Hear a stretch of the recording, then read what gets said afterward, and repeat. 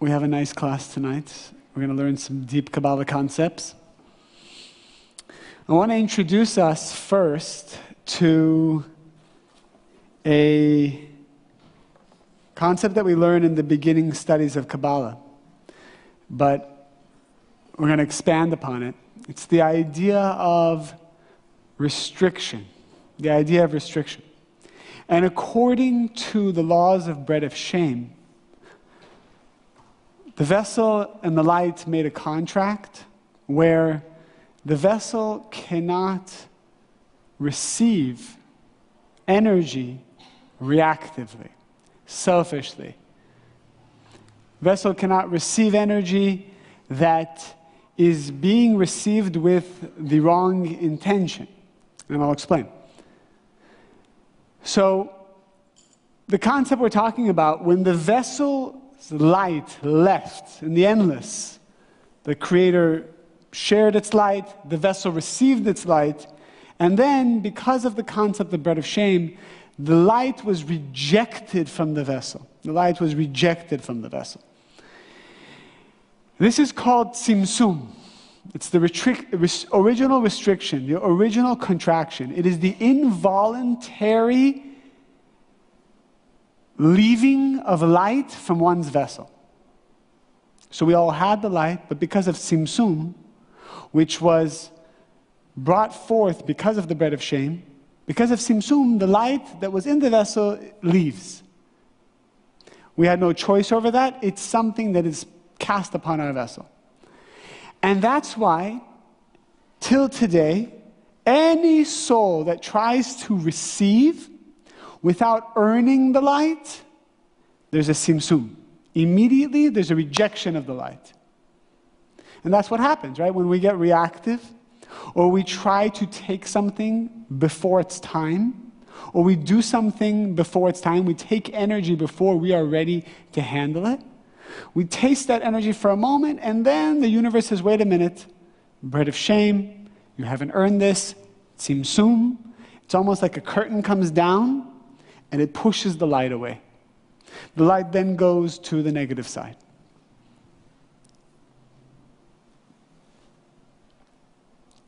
The definition of tzimtzum refers to the original restriction or withdrawal of the vessel's light because of the bread of shame. Tzimtzum happens involuntarily every time the vessel receives light reactively. That's why in this world, it's not hard to get energy, it's hard to keep energy. It's not hard. Think about a good example of tzimtzum. Let's say somebody goes and robs a bank, and they're successful at it. They get the money.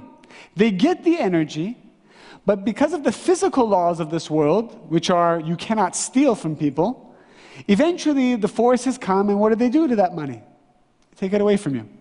That is exactly like what tzimtzum is. Another example of tzimtzum is a person smokes without thinking or caring about his or her health. Smokes, letting all this amazing energy in. And eventually, the doctor comes and says, by the way, from your last exam, we noticed some dark spots. We think that there might be cancer. Person then says, wow, can't smoke anymore. That is the universe's way of saying you can't receive that energy anymore. It's an involuntary restriction. It's not you restricting smoking. It's the universe putting a limitation on your receiving because you were receiving in a way without earning the light of the Creator. And every time we have an addiction, and every time we get upset, and every time we're just running after our own comfort zone and not breaking through, we are taking light without earning it. Let's say you know what your purpose is, and you're avoiding it.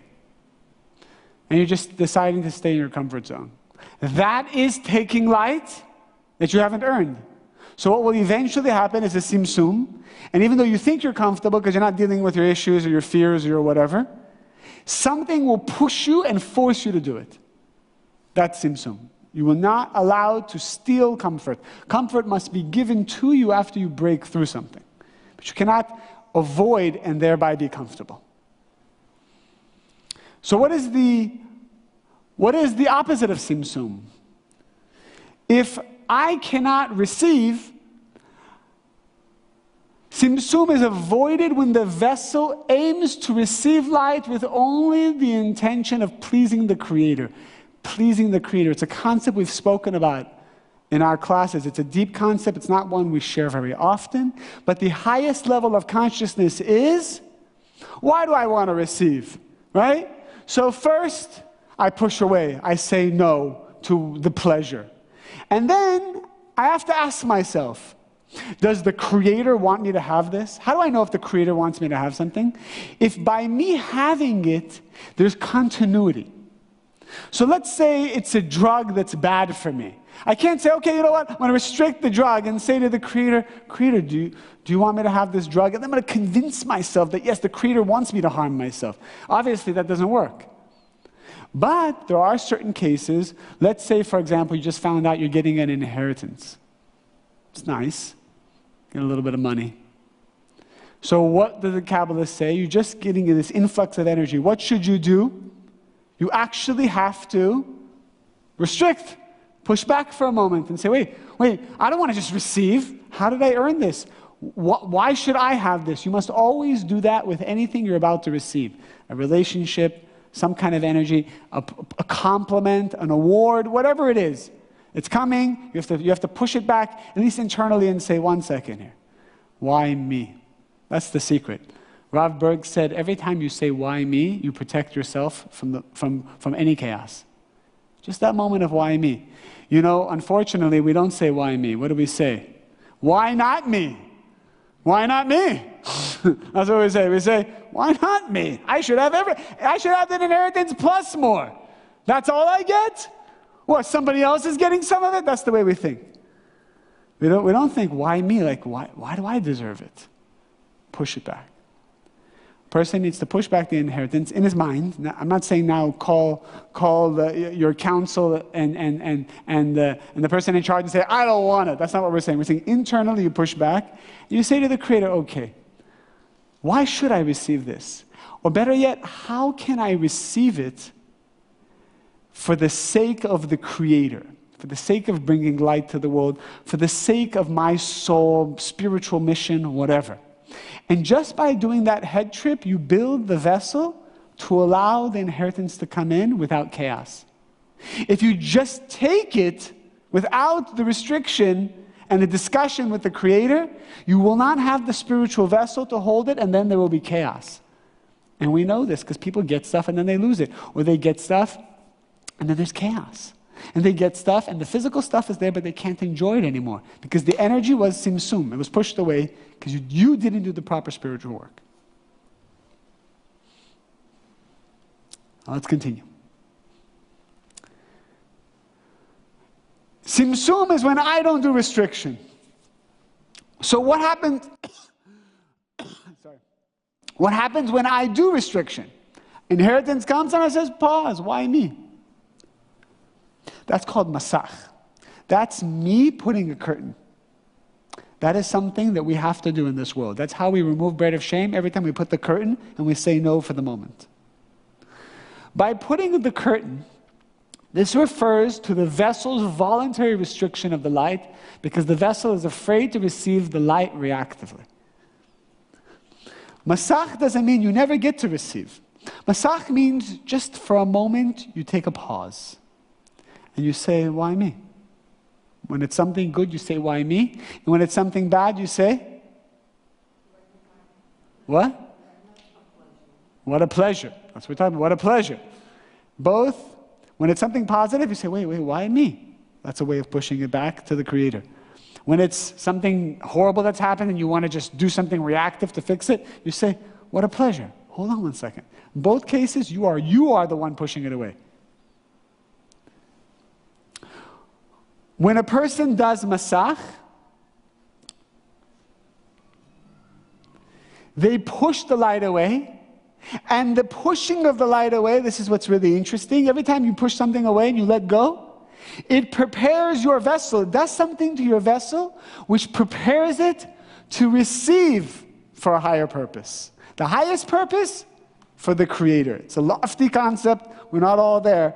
But every time you let go of something, you are always in a higher state of consciousness. Always. And we know that. That's why it feels so good to let go, doesn't it? Sometimes you're holding on to something, and next thing you know, you finally let go. Maybe because you had a conversation with somebody, maybe you heard a Kabbalah class, and you did a meditation, and you just say, you just let go, and you feel this new elevation. Every time a person lets go, it purifies a part of their soul to be able to receive with a higher intention. This is very advanced Kabbalah, but I hope you're staying with me. And that's our only choice in life. That's our only free will. Masach is my choice, and if I don't take that choice, I just want to do whatever I want. I want to be reactive. I want to live my life. Leave me alone with all these rules. No problem. You can take, it's all open. You can take whatever you want. The bank is open too. You can go take whatever you want from the bank. I mean, I know people's homes that are open. You just go right in, take whatever you want, right? If you do, there will be simsum. There will be a force that will take it away from you.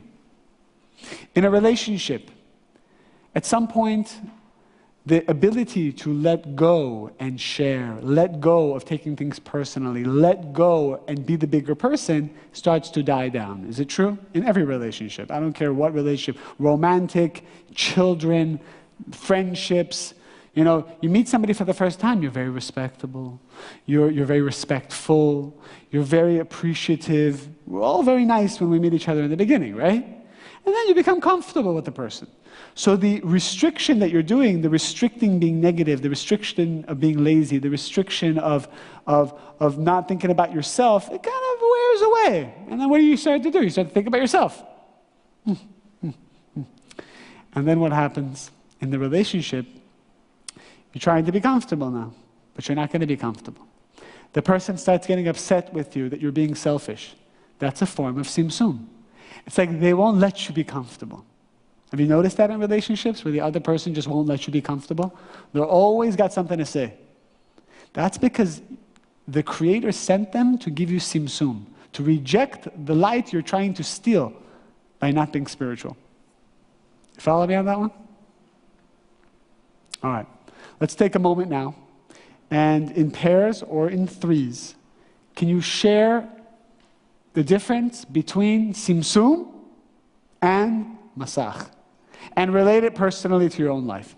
How do we know that we are ready, and how, my own problem is I don't know when I'm doing it for myself or I'm doing it for the sake of Creator. Right. I cannot tell, if I say, okay, it's just for the Creator, I might say, okay, I'm just fooling myself. Just fooling yourself, right? Yeah. So that's a great question. And you know what the rule is? In the beginning, just do that. Just keep having that conversation, and even if you're fooling yourself, the effort you make is actually what's going to bring, because every time you make effort, the light comes in, no matter what. When that light comes in, then it guides your effort. We get confused because we say, well, why should I even bother making the effort? Because I'll never get it down perfect. I'm probably just going to confuse myself. I'm probably just going to ruin it anyways. But as you take a step forward, then the light takes a step forward. You take a step forward, the light takes a step forward, and then it helps you. Ultimately, if we always knew what the Creator wanted, we'd never have a problem. We'd probably never even come to class. So there will always be times of confusion. But practice it. Practice it all the time. Even before I'm walking into this class, I know I'm coming to the class. I know I'm scheduled. It's not like I'm not going to come. But I'll wait by the door and ask the Creator, do you really want me to give this class? Do you want me to? And then it's you kind of listen to your own soul, and your soul says, well, of course, why not? You're giving it, it's helpful. Just be careful that you don't get an ego out of it. That's what the soul will tell you. So if you get something out of it, it means that it's not for the Creator? Exactly. Very good. And this is the hardest thing for us to accept. Every time it's for me, it means it's not for... If it's for me alone, it means it's not for the Creator. So there's a separation. Now, that doesn't mean it's bad. But ultimately, we want to have complete unity, right? And the more unity we can have, the more blessings and protection we're going to have. So King David, for example, he was a king. He had treasures, he had wealth, he had women, he had everything. But he managed to do it all for the sake of the Creator. Because he trained himself since he was young. In fact, in the beginnings of his life, he went through so much humiliation and embarrassment and slander and anything you can think of. He was bullied, everything. That kind of a treatment actually trains you to purify yourself, as opposed to you just cruise through life, everybody loves you, everything you do is successful. What that usually produces is a massive ego and no relationship with the Creator. So the great Kabbalists, they had tough beginnings because the tough beginnings purify them and force them to really talk with the Creator because they had nothing else besides the Creator. They were really isolated and humiliated. Right? So that's the advantage of being isolated and humiliated if you become spiritual. If you don't become spiritual, it ruins you and makes you, it hurts you. It causes people to actually shut down if they don't know how to be spiritual through that pain. If you do inherit a car, a house, money, what does it look like to be really wanting it for the Creator's sake? It's hard to get from, okay, I'm going to drive people around for a charity, or I'm going to open my house for this. What does it mean? It's a great question, but that's the kind of questions we need to ask. Yeah. I get a house. All right. At least that I'm thinking, how can I make it for the Creator, already starts the process. Okay, how can I make this house for the Creator? Well, you can start by not bringing negativity into the home. By what? Not bringing negativity in the home. Just start there. This is the Creator's house. If this is the Creator's house and the Creator's watching you, are you going to yell, scream, or do things that you, in private, that you wouldn't want other people to see? Everything then trains you how to be a spiritual human being everywhere you go and whatever you do. Okay, I'm getting a car. Is this the car I need? Is this car a little excessive? Is this car perfect? Is this car... How can this car help me set an example for the Creator? How can I make the Creator look good? Right? It's like someone wanted to, really do something reactive. I said, go do this reactive thing if you really want to do it. Just do me a favor, take your red string off. Because what's going to happen? People, and it's happened once before. Someone's like, I got to tell you a crazy story that happened. I said, what? He said, well, I was backing out of my driveway, and then somebody got behind me and was like blocking my car, and I just started to honk, and then he wasn't moving. I was so upset I gave him the finger. And then finally the guy moves, he pulls out, and the other guy in the car is like, shame on you. You study Kabbalah and that's how you act? And then the guy drives away, and the guy's like, how did he know I study Kabbalah? Because the hand he used to give the finger had the string. The question is, does that make the Creator, does that please the... One thing, being reactive for sure doesn't please the Creator. And again, we use these emotions about the Creator, please, don't please. We know the Creator is just an endless force of light. But for our spiritual development, it's good to give anthropomorphic qualities to the Creator. So we say, does being reactive please the Creator? Well, for sure not. But what's worse is when you make the spiritual path of the Creator look bad. Because then what happens? This person says, I don't want to learn about the Creator. This guy's learning about the Creator, and that's who he is. You follow? There's no greater, actually, positive action than making the Creator look good. That's what it says. And then, adversely, there's no greater negative action than what? Making him look bad. That's it. It's huge. It's huge. There's 4 levels of negative actions, and the 4th, it says it's so negative that a person can never really remove it until they go through death, right? So there's 4 levels of cleansing. There's certain short circuits that you just need to look inside yourself and forgive yourself and do repentance, and it's gone. Then there's other levels where you need a cycle of a year to go through and to do repentance, and it's gone. There's a 3rd level where you need repentance, a cycle of a year, and pain.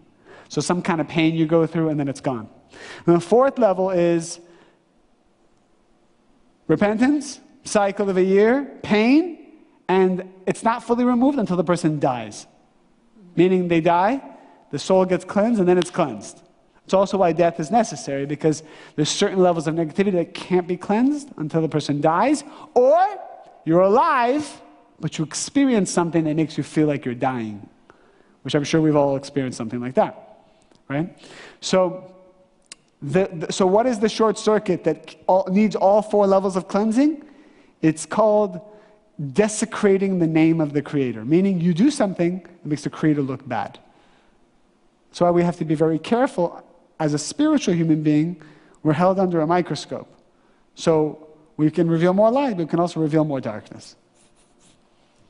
Yeah. This cleansing process, it just sounds very, what's the word? Vengeful to me almost. What's that word you used? Like vengeful, like taking revenge, like vengeance. Right, Thank like you. vengeance, right? Yeah. Yeah, obviously in Kabbalah, we want to stay away from that kind of a thought process, right?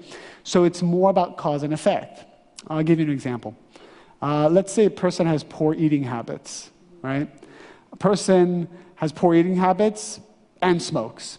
A person has poor eating habits, smokes, and is sleep deprived. A person has poor eating habits, smokes, is sleep deprived, and is severely dehydrated, right? Each one has its certain level of chaos. If a person is just poor eating habits, some level of chaos. Now, a person has poor eating habits and they gain weight. Is their body taking revenge on them? Yes. Say that again. Let's say a person has poor eating habits and then they gain excess weight. Would a person ever say, oh, my body's having revenge on me? No, you just say, you know what? I planted these seeds. Everything's cause and effect in this world. There's no reward or punishment. It's about seed, fruit. Say a person doesn't drink water all day and he's severely dehydrated, and as a result, his body starts to get sick. They just say, oh, my body's starting to take revenge on me. No, I just didn't drink water. I'm not sleeping, I'm going to be tired. It's not like my body's punishing me. Yeah, we say those kind of things, but we don't really think the body's punishing. It's just cause and effect. So spiritually speaking, there are levels of negativity which just put kind of dirt on the soul, so then the soul doesn't have access to the light. And there's just bigger layers of dirt and smaller layers of dirt. Does that make sense? But it's a good question, because religion can sometimes take us that direction. And in Kabbalah, we just realize cause and effect. If I'm experiencing something, it's because of a seed I planted a long time ago. Sometimes it happens past life. A lot of us are dealing with past life stuff. I just had this revelation, and tell me if this is correct, that because of saying, why me, that's different from guilt. Yes. Because guilt would be about me. Oh, why me? That's the I feel reactive guilty one. getting yeah, this. Yeah, so it's not like why me, like, oh my God, I don't deserve this. Because the truth is, a person who has self-esteem issues, they're not going to say, oh, why me? They're going to say, why not me? Because that's going against their comfort zone. Remember, the comfort zone is the way you hide. So some people who have entitlement issues, they need to say, why me? Why do I deserve it? Even though I feel I deserve it, does the Creator think I deserve it? That's the conversation they need to have. That's their masach. The masach of somebody who has very low self-esteem would be what? Here comes all this money. It's a person who has low self-esteem is about to get an inheritance. What should be their head trip in order to do masach, to do restriction in the proactive way to bring the light in? What should be their head trip? Well, how can I serve the Creator with this? How can I serve the Creator? Or maybe even say, you know what? Creator, why did you give this to me? Is it because you really believe in me? Okay. Is it really because I have value? It must be, otherwise it wouldn't be coming to me. Each person has to pinpoint their tikkun and have the appropriate conversation. Thank you. This is a very deep concept, and I'm highly impressed with how well everyone's absorbing it. Usually this goes right over people's head. Or it stays intellectual and doesn't really go in the heart. What are some examples of simsum in your own life? Have you had simsum? Has everybody here had simsum? Raise your hand if you had simsum. You know what I'm talking about? Simsum is, let's say, people who become so famous so quickly. What happens? Let it all in. No restriction, right? It's like, let it in. Spend and let it in. And then there's a simsum that happens. There's a crash. You know you're going through simsum when you're crashing. It's so powerful because you also have to get to a place where nothing controls you. That's also why you say, why me? Everything's about, wait, hold on. You're not controlling me. $500 million jackpot? No way. I just won $500 million. Try to see if that's not going to control you. Would you put that ticket away and go back, watch your show, or not call anyone for 24 hours? Can anybody handle that? I wouldn't say the tsunami of energy rushing through you. Are you going to push that tsunami back? Imagine the tsunami. You're going to push it back. You're going to say, you ticket, stay right there. I'm going to pretend like nothing's happened. That's the person who will be rich forever. Very hard. Because that energy is rushing in. React. You're going to react immediately. Okay, if you won $5,000, you might put the ticket down, right? We all have resistance up to a point.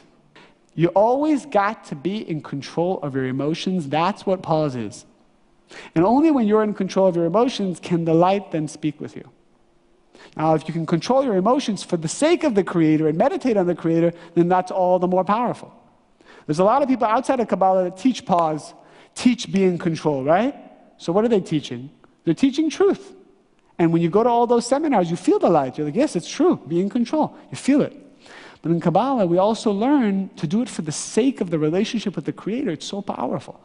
Because that's the ultimate goal, is to know the Creator. Would you ever have any fear if you knew the Creator and you really felt close to the Creator? You'd feel invincible. You'd feel like you have the Secret Service with you everywhere you go. But even more powerful, because the Secret Service also has limitations. The Creator is the best Secret Service. Always clears the way. What does the Secret Service do? Clears the way for you, right? If you're the president, you're saying, okay, tomorrow I'm going to be, in Los Angeles. So what does the Secret Service do? They go there now, make sure there's no negativity, so you can go and have an easy trip. So when we are with the Creator becomes our Secret Service and goes ahead to the business meetings, goes ahead to the family functions, goes ahead to your business before you get there. You get into your business at 8 o'clock, Creator's there at 7. In fact, the Creator's always there, all day long. He's managing your business. You're about to interview somebody to hire in your business, Creator's there interviewing him before you. That's what we want. That's peace of mind. It says there's one thing Satan can't give you. He can give you everything but one thing. Satan can give you money to manipulate you and make you feel, to take you off the spiritual path. Satan can give you respect, fame, love even. Satan will even send you love. Satan will even send you your soulmate as long as it can take you off the spiritual path. There's one quality, one attribute, one type of energy Satan does not have access to bribe you. Do you know what it is?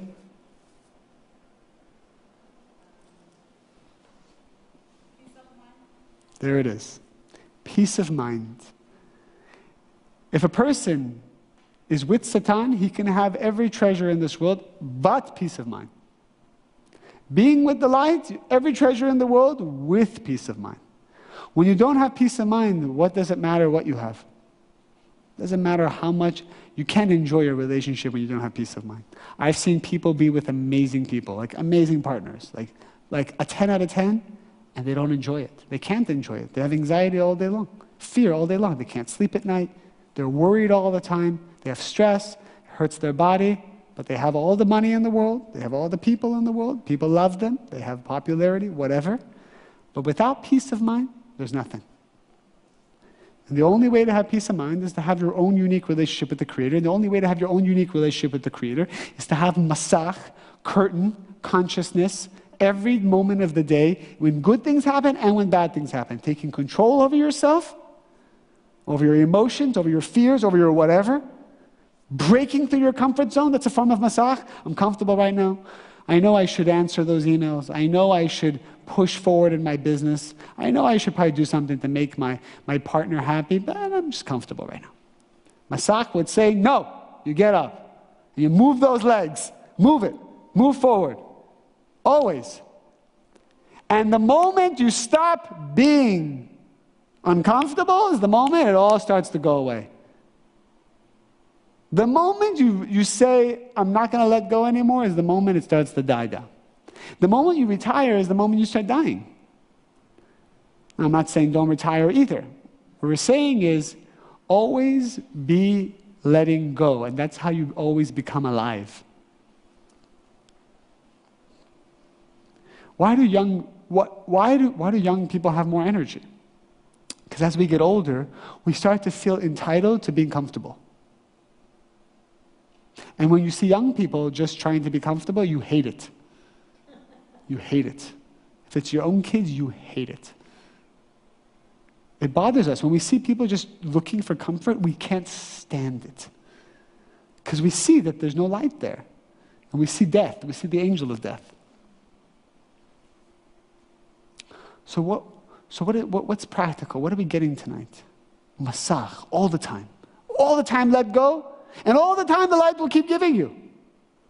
And you keep pushing away. But now why is it called curtain? Why isn't it called wall, brick wall? Why do the Kabbalists give the name curtain and not brick wall? You can move the curtain. The curtain moves, right? The bricks don't go anywhere. All right, so here comes the tsunami of light, and I put up the curtain. What do we know about the curtain? It's some light gets through. Some light gets through. So every time you say no, you still get it. But you just also are saying no, and that creates the continuity. So whatever you get lasts forever. It's a deep, deep concept. It's called curtain. Curtain. Yes. So with that concept, tsunami of light comes, you push it back. So I'm experiencing this. This is really cool that I'm learning this right now. So push it back, but say it's a relationship. How do you do that? You do that every day? Every day. And you just, every moment. So it's pushing kind of your ego back. You're pushing your ego back. Okay. You're pushing your comfort zone back. You're pushing that part of you that wants to take things personally back. You're pushing that part of you that is getting upset over little things. You're pushing that part of you that starts going into movies. Basically, these are all different ways you become a taker. Keep pushing the taking away. Okay. And you know how great it would be if the person we lived with always thought, pushing away my comfort zone for the sake of sharing with this person and for the Creator all the time. This person, you'd be in love with this person every moment. You start hating people when they start taking. And so if something comes into your life, you restrict kind of, all right, what is this for? What's the purpose of this? And it goes away. All right, that's the... Well, here's the thing. If you kind of pause something, you push it away, and it actually goes away, it means that the Secret Service came in and removed the potential and removed the negativity, even though you don't see it as negativity. So the Rav gives the example. Let's say you go to a furniture store, and you see this couch, and you're like, I want couch. Why do you want the couch? It's because the couch is saying to you, buy me. The couch is saying, couch is the light, all this light, and the couch is saying, hey, buy me, buy me. Or like the dress. See the dress? The dress you see so beautiful. Buy me. So what do? You just say, I'll buy you. Take the dress. You pay for it. You take it home. And by the time you get home, you probably never wear it. Maybe wear it once, you never wear it again, and it's just sitting there. Do you have stuff that sits in your home and you never use ever? Right? Yes. It means you bought it without restriction. Because if you looked at the dress and said, okay, I know you want me, but how do I know you're mine? You say buy me to everybody that walks in here. But you only do belong to one person. Isn't it true? How many people are going to wear that dress? One person. So how could that dress tell every single person buy me? Do you follow? Mm-hmm. No? Did I lose you? The dress? The dress says buy me. Can I use your jacket? Can you take off your jacket? I'm going to use an example. Not for you. It's not even for me. It's my emergency jacket. Oh, see, it's very deep what you're saying. So you see this yellow sweater. Did you buy this? Did I buy it? I have no idea. You have no idea if you bought it? How did you get this? Maybe I bought it, or maybe someone gave it to me. It was in the trunk. All right. You know what? I bet somebody else bought it. Okay, somebody had to buy it. And they probably bought it for themselves. Probably. But you know who this belonged to? No. You. Me. So what happened? This was in a store. This yellow jacket is energy, and it's looking for a home. So every time somebody walks in, what is the nature of light It just wants to give. It doesn't pick and choose who to give to. It just wants to give. So this is the light in this situation. And the light in this jacket is saying, hey, buy me. One person walks in, buy me. Next person walks in, buy me. Third person walks in, will you buy me? Will you buy me? It's giving its energy to everybody, right? Now, how many owners are there of this jacket? Only one. So, but the jacket's not going to discern that.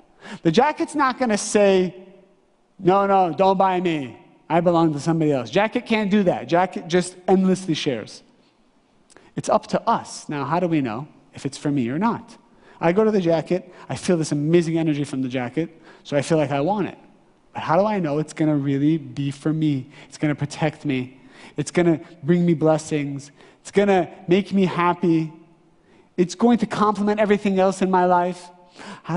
Sometimes people buy something that looks so good, it's so sexy, and then somebody ends up hitting on them because it's so sexy. They start dating, and then it becomes the worst relationship ever. You almost wish you never bought that sexy dress. Who's going to see that far ahead? Only the Secret Service called God. So, you look at the jacket and say, jacket, I understand you want to be part of me, and I feel I want to be part of you, but I'm not sure. God, pause. God, what do you think? Do you want me to have this jacket? You know what I'm going to do, jacket? I'm going to pause for a moment. I'm going to go walk around the store. Or I'm going to go walk around, or you know what? I'm just going to leave today. And if tomorrow I'm still thinking about you, then you're probably for me. I'll come back and get you. I guarantee you 9 out of 10 times you're not coming back for that jacket. That's right. Isn't that right? I do that all the time. All the time. Or you see the same jacket on Amazon. You go on Amazon, you see it's less. Yeah. So then Amazon sends you the jacket that's for you. Do you go into a store to buy a suit and ask God if the suit is right for you? You don't even know. You don't even know. I went to a suit shop a year and a half ago. I had a gift card. I'm in a suit shop. All these different cloths. It's like they tailor it, they custom it. I said, I picked out 45 cloths. I loved all of them. They all loved me. All the cloths say buy me, and I said, I want to buy you. 45 cloths, it's a lot of money. So for me, often, I talk to God, but I also talk to my wife. It's also powerful. That's also why you have a partner, by the way, because your partner communicates God's voice to you. People don't like to hear that sometimes. So I asked my wife, what do you feel? She's like, I would go for those 4. And then after that, I said, okay, I'm down to 4 now. Then I started talking to God a little more. I started walking around the store a little bit. I started asking other people back and forth. Eventually, you feel that only 2 of those cloths really shine. But I went through the process. What a lot of people do, especially if they have the money, they just buy all the cloths. It's a short circuit to take something that's not yours, because eventually it has to go back to its owner, so you then screw the whole creation process up, because then all those suits have to go back to who they really belong to. Then you give it to the Salvation Army, and then it goes to the circulation, right? Or sometimes we have stuff in our house that just doesn't belong to us, and we're keeping it there, we're actually stealing it from people it does belong to. You mean if you have something you never wear, and it's sitting there, you're actually compelling other people not to get what you think is theirs. Very good. And it doesn't have to be something you never wear. If you just walk into your closet right now, you ask God, point to what doesn't belong to me. God's going to say, oy vey. Yeah. I guarantee you're going to look at something and God's going to say, that one, not yours. That one, yours. That one, yours. Try it. Go home and try it. Right? It's very powerful. And once you start getting out the stuff that doesn't belong to you, you just start sharing it. Just put it back into circulation. You start to find things that do belong to you. You start creating space, removing negativity. All right, you have a question? Go for it. What happens with antiques? There are some people who will never go near an antique because their belief is that it has the karma or whatever, the energy of people that they don't know. There are other people who collect them, they make money, they're the What's prize. The intention? If I'm going to buy an antique to make some money, that's my intention. And to enjoy it in the process. Sure, I know antique dealers, they make a lot of money. They use that money for good in the world. That's great. Okay. But I actually remember, my wife tells this story, the first time she ever heard me give a lecture was I said something like, I don't remember what I said, but sometimes we hold stuff from our past and it sucks the energy. And she had mentioned how she kept all of her brother's stuff. Her brother passed away. She kept all her brother's stuff. And it was actually, she realized she has to let it go. She went home that night, let everything go, and opened up something new chapter. The truth is, now I think about it, maybe it created an opening that she'd actually meet me. You got to think about it that way. Holding on to the memorabilia of somebody who she loved energetically, as opposed to creating new memories, doing new things. Sometimes we hold on to the past. Yeah. So I have a question of you, something that I'm kind of confused about. You said before, Satan cannot give you only one thing, which is peace of mind. Right. But on the other hand, you're saying do not get comfortable. Isn't that a conflict? I can guarantee you, when you're running away from your comfort, that's when you have the most peace of mind. Okay. Right? I got it. And I can guarantee you, you're most stressed out when you're trying to be comfortable and you're avoiding responsibility. That's when you're most stressed out. It's true, right? What are some of the good ways to make the creator look good without making yourself look good? Just be an example of the light everywhere you go all the time, even when nobody's looking. Because there's always somebody looking. So how, do what God said to do? And is it just making the creator look good? Well, when you're learning Kabbalah, you're learning what God wants, right? Kabbalah 1 is the best example of what God wants. You're learning 10 steps of what God wants. If you act that way out there, being an example, that's how people get inspired by you. Most marketing in Kabbalah happens from word of mouth and people who are example of Kabbalah. Right? And it's not just Kabbalah. That could be any path that emanates God's qualities. But we're just talking about Kabbalah now. That's the best way.